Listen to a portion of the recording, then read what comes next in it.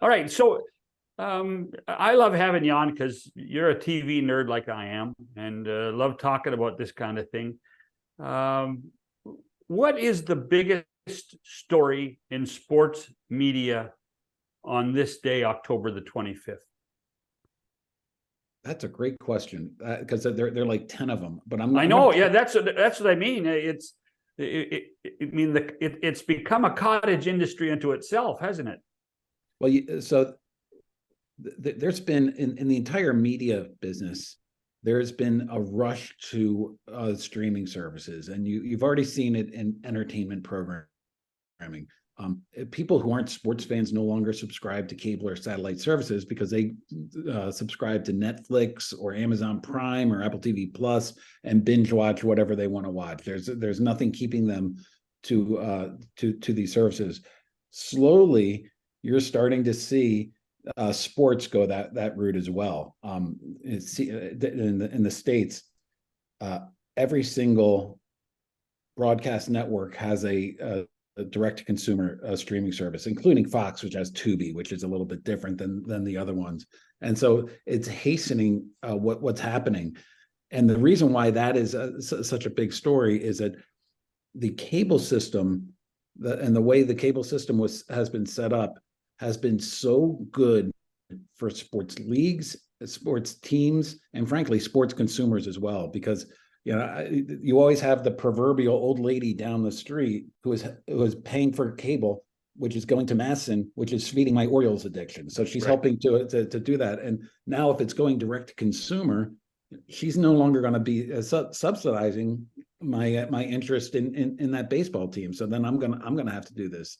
And so the knock-on effect of going direct to consumer is there's going to be less revenues coming into the teams, less revenues coming into the leagues, and eventually the knock-on is going to be, you're going to start to see player salaries start to take a step back as well. At some point, they can't afford them, and the key that I'm trying to take a look at is where that line is drawn. So you have in the States, the NFL just did $110 billion worth of TV deals. They're fine. The NBA is coming up.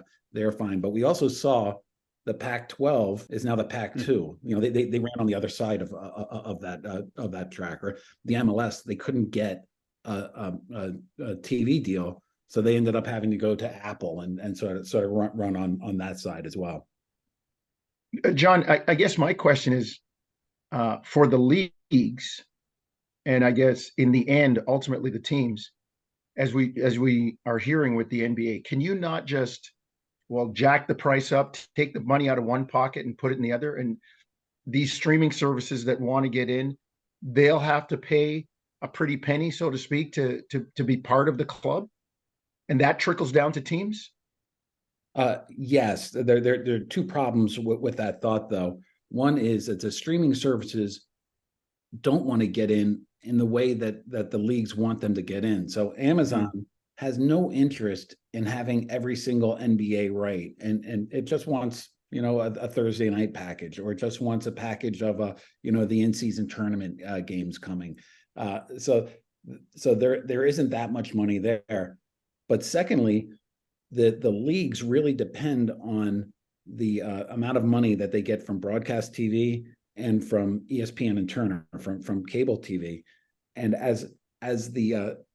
so they can still step up for the money, but the number of people that subscribe to those channels is dropping precipitously. Mm-hmm. And so ESPN's making $10 per subscriber per month. And so that's gone from 100 million 10 years ago to now it's like right around 70 million. That's a lot of money, and it's going to continue to drop further. Nobody knows quite where the floor is. So that at some point, they're not going to be able to afford as much.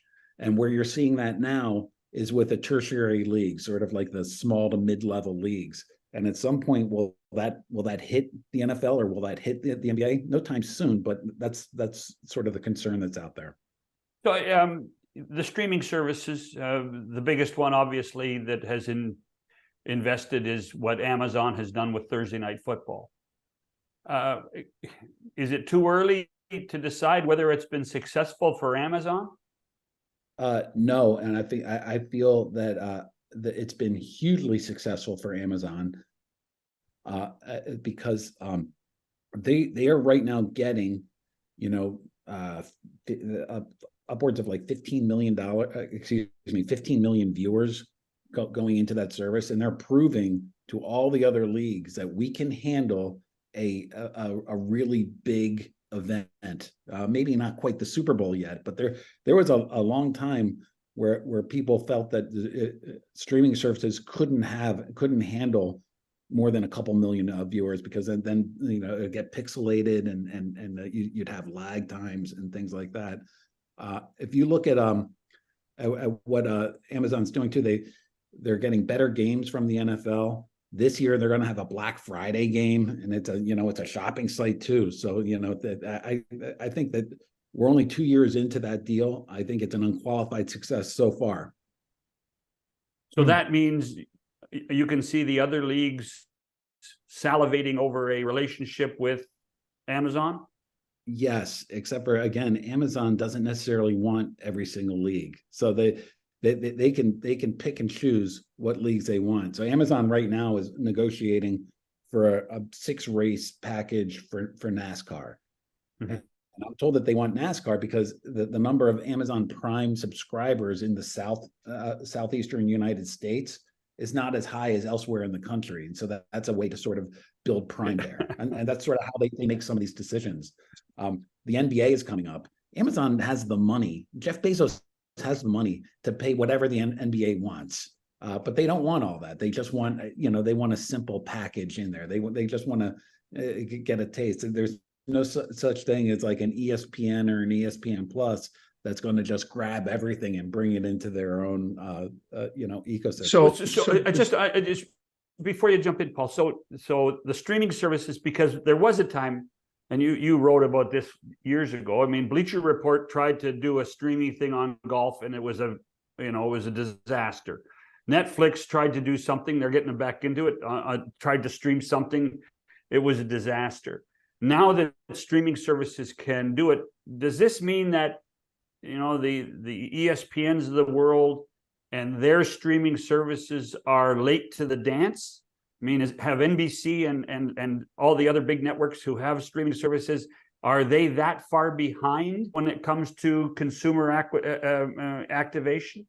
I don't think so. I don't think there's a penalty for being late to the market. You can ramp up those services and grow people. But if you bring up ESPN and Fox in particular, but really all of them, they have a vested interest in making the cable bundle exist for as long as it possibly can, because it is the best business for sports. It's the best business for sports channels as well. And so anything ESPN can do to continue having this bundle go to 70 million homes, to where they get paid off, that is going to be so much more effective for them than just going direct to consumer. And even Amazon, it's based on Prime. They want to build up their Prime subscribers, so they almost don't care as much about how many people are viewing or who's viewing it. So my question, John, is it's not all. Is it not all then doom and gloom for the networks because these other people are coming in? Because I'm hearing that Amazon, Apple, they don't want all of them. They just want some. But the networks may be appealing to everybody. They want more of that. Is that kind of where they stand with this? We don't want a game here, a game there, or one night, or we want the whole ball of wax. Yeah, where this really hurts, you're absolutely right on that, Paul. Where this really hurts, I'll tell you about my marriage for a second. Like every month. Hold on. I'm not sure we want to know this.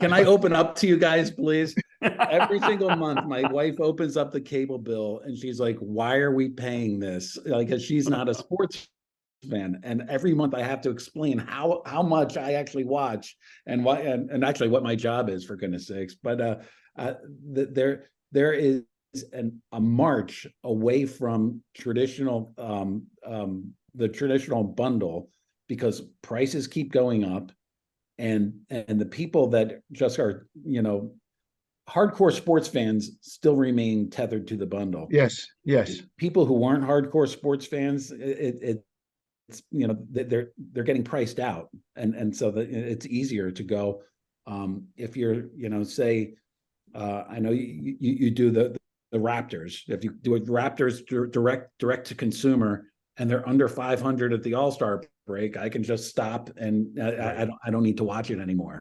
And so it's easier to sort of churn in and churn out. And so right now the pay TV business, DirecTV, Dish Network, Comcast, Charter, they're trying to figure out ways to keep people within the bundle. And the best way to do that is to cut costs. And to cut costs means paying less for rights that don't matter as much. Yeah, the interesting thing for me is that we all talk about, and you mentioned it, the ESPN subscriber base and their subscription base is down, but it still drives so much money. I mean, it's still over $1 billion in profit a year.